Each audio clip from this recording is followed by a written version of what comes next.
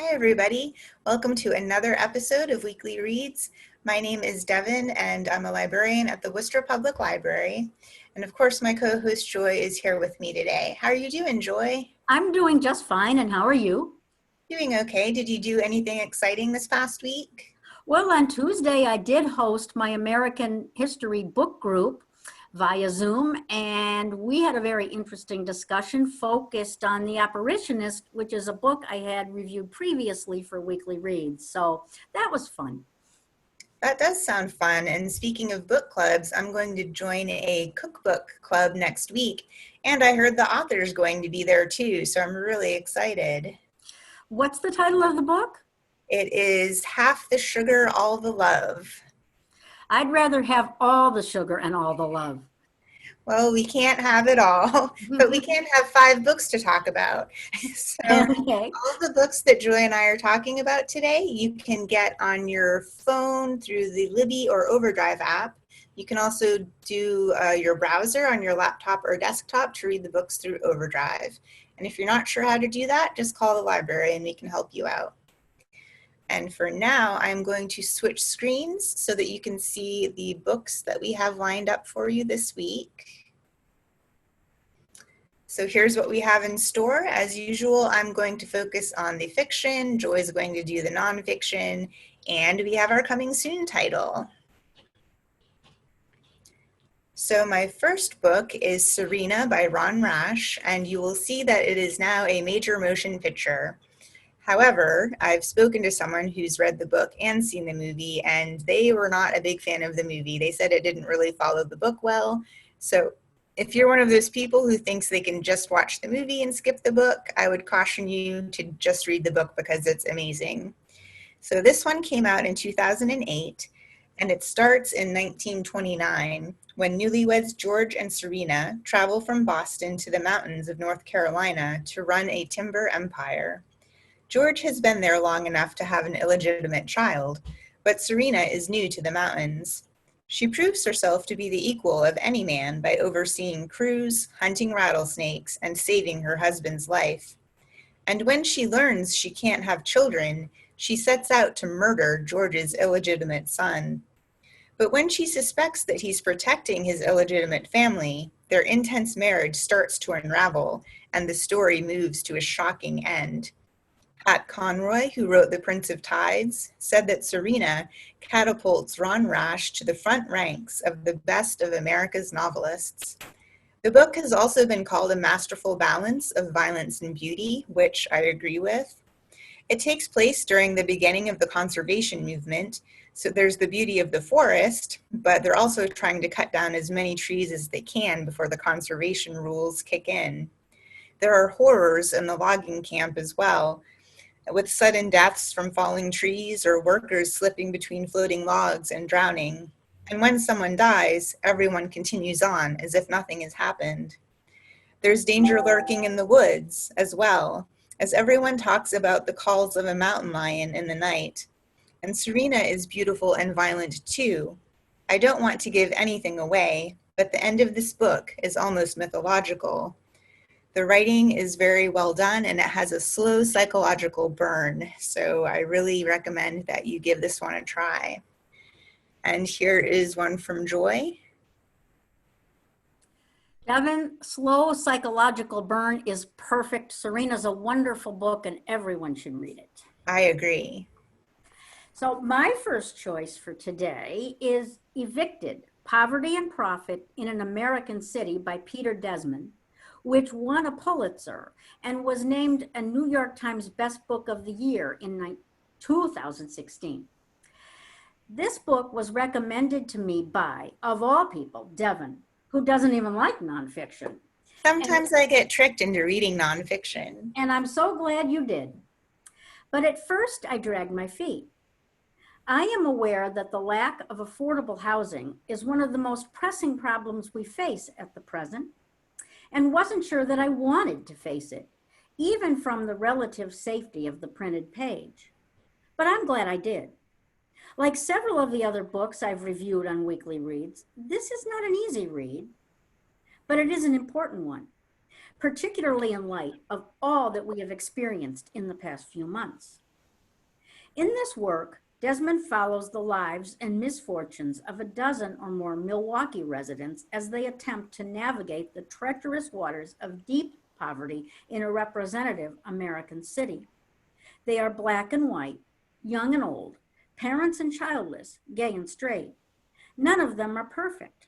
Some are addicted, some have done time, others spend the little money they have unwisely.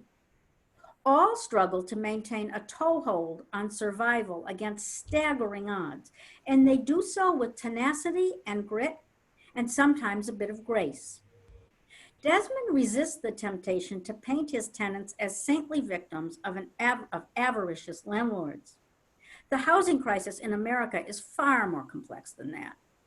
Still, it is impossible to avoid coming to the conclusion that the deck is stacked heavily against the poor, who, forced to allocate over 50% of their income for substandard housing in high crime areas, are regularly faced with difficult choices most of us will never have to make.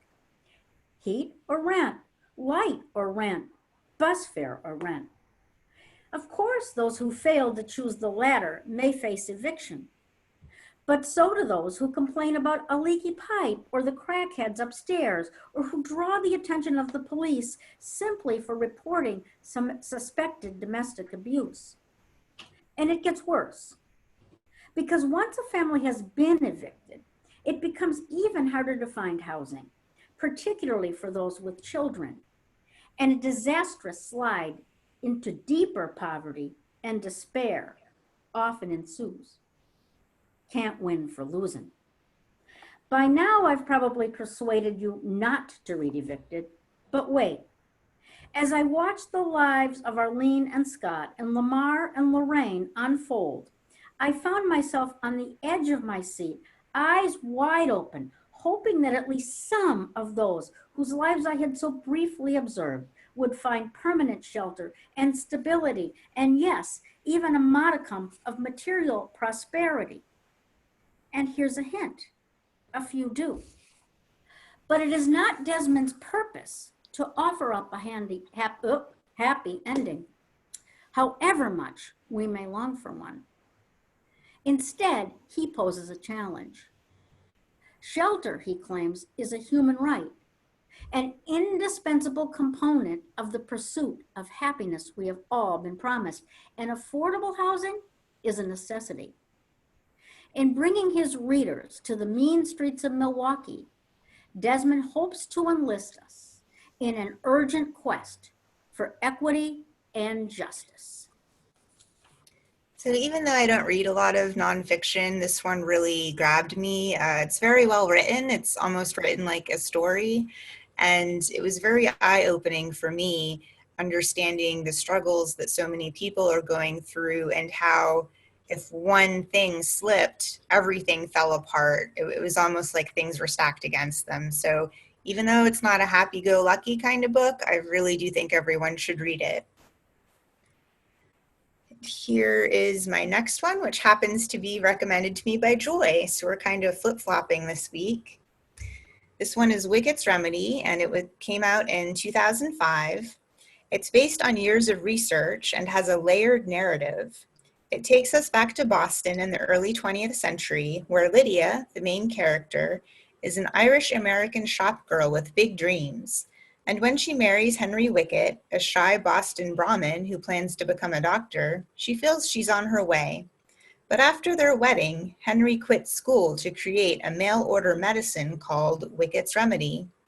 Then an influenza epidemic sweeps through Boston, and Lydia gets work as a nurse in an experimental ward dedicated to understanding the epidemic through the use of human subjects. And through the author's ingenuity, we also hear from a chorus of voices offering commentary from the book's margins, literally, illuminating the interplay of the characters' perceptions and memories. The New York Times said, as first Henry and then other members of Lydia's family become ill, the author guides us through the homes and hospitals of a collapsing city in a set of nightmarish, well-written chapters that could have made a strong novel all on their own. So obviously it's well written, a lot of historical research went into it, If you've been wondering how they handled epidemics back in the early 1900s, you might want to give Wicket's Remedy a try. And here's one from Joy.